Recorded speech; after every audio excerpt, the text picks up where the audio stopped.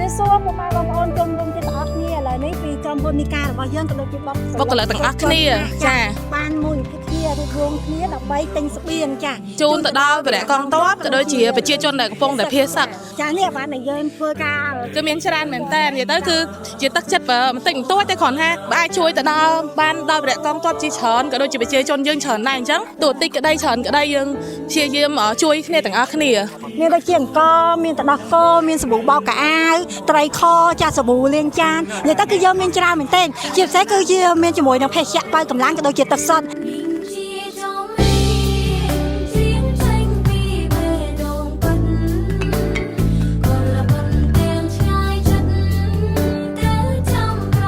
នេះសូមពុកម៉ែបងប្អូនទាំងអស់គ្នាឥឡូវគឺពួកខ្ញុំបានធ្វើការបកគោជាមួយនឹងស្បៀងតែជូនទៅដល់បងវិរៈកងទ័ពក៏ដូចជាជនភៀសសិទ្ធនៅក្រសួងមុខងារសាធារណៈហើយក៏អរគុណខ្លាំងមែនទែនចំពោះទឹកចិត្តបងប្អូនខ្មែរយើងទាំងអស់ដែលរួបរวมសាមគ្គីដើម្បីចាស់តតាំងជាមួយនឹងមាសត្រូវចាស់ពួកខ្ញុំជួខាងក្រោយមែនតែពួកខ្ញុំតែងតែផ្ដល់កម្លាំងចិត្តទៅដល់បងវិរៈកងទ័ពក៏ដូចជា